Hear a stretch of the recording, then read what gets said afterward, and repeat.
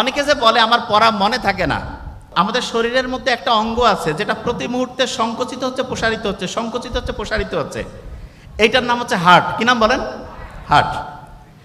Heart যেভাবে কাজ করে আমরা যদি ওইভাবে পড়াশোনা করি তাহলে প্রত্যেক দিন যত খুশি তত পড়তে পারবো। কোনো ক্রমেই আমরা হচ্ছে যে পড়তে পড়তে গিয়ে, ওই যে অনেকে বলে না পড়তে পড়তে হাঁপায় গেছি, পড়তে পড়তে ক্লান্ত লাগতেছে, এইটা কখনোই হবে না। কীরকম সেটা বলি। একটানা 1 ঘন্টা কারা কারা জীবনে পড়ি? হাত উঁচু করেন তো। একটানা 1 ঘন্টা? আচ্ছা, ভেরি ফাইন, হাত নামা। শোনেন, একটা জিনিস বলি, বিজ্ঞানীরা দেখছে আপনি যদি একটানা 1 ঘন্টা পড়েন, 60 মিনিট একটানা পড়ছেন, তাহলে আপনি গড়পড়তা 78 থেকে 80টা লাইন আপনি মুখস্থ করতে পারবেন।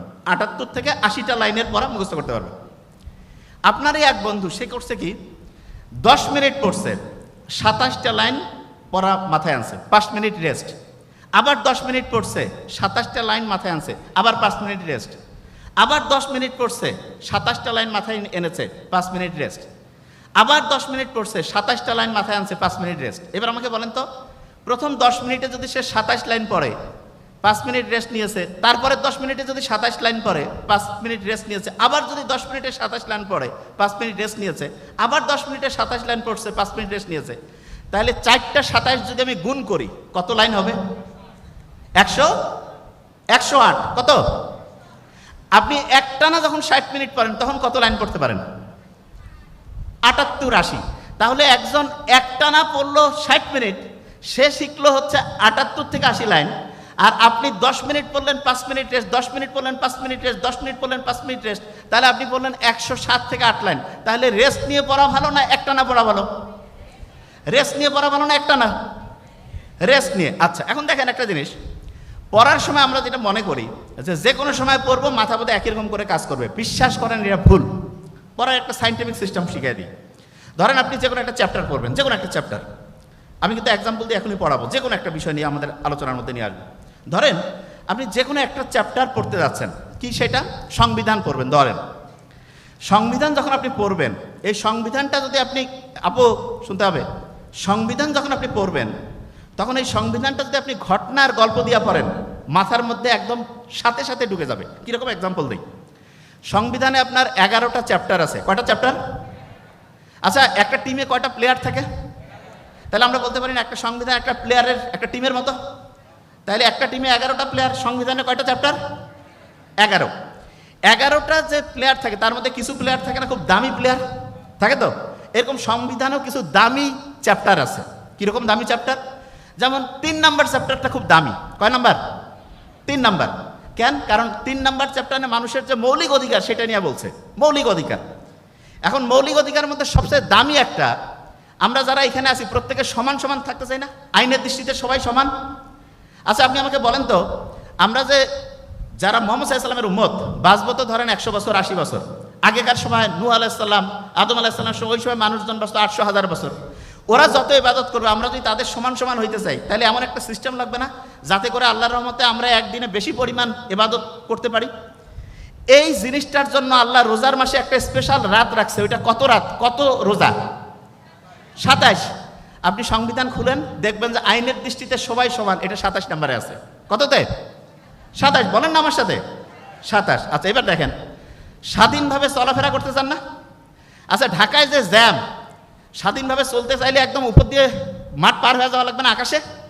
ক্রিকেট খেলায় যদি আপনি উপর দিয়ে একদম ডাইরেক্ট একটা বল ছক্কা মারেন, 6টা বলে যদি ছক্কা মারেন কত রান হবে? 36।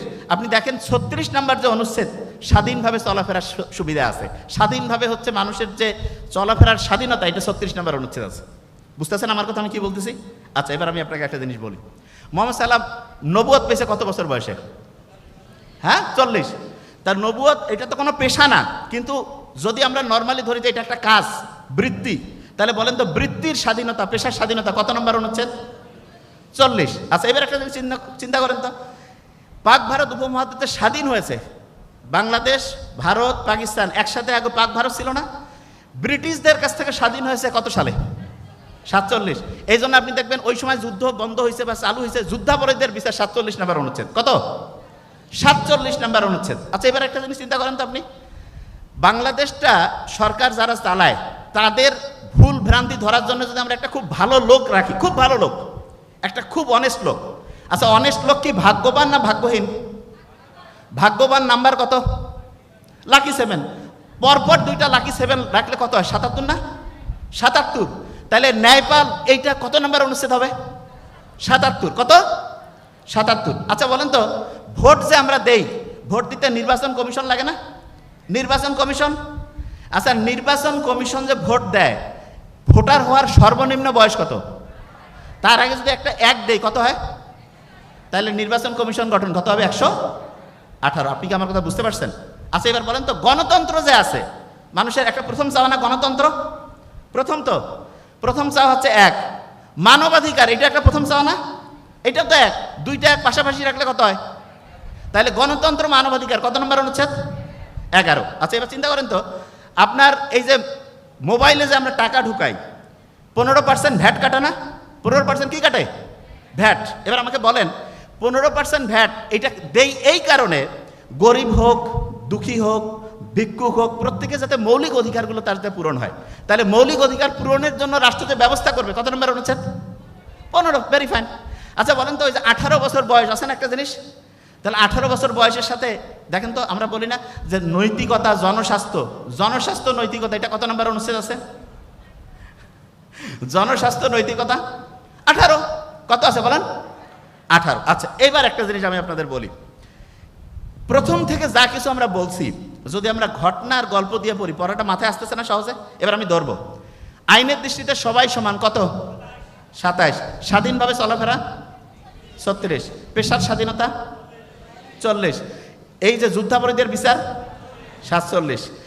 এবার যদি আমি বলি হচ্ছে ন্যায়পাল 77, নির্বাচন কমিশন গঠন 118, গণতন্ত্র মানবাধিকার 11, মৌলিক অধিকার মানে পূরণের জন্য সরকার চেষ্টা করবে, এটা কত নম্বরে?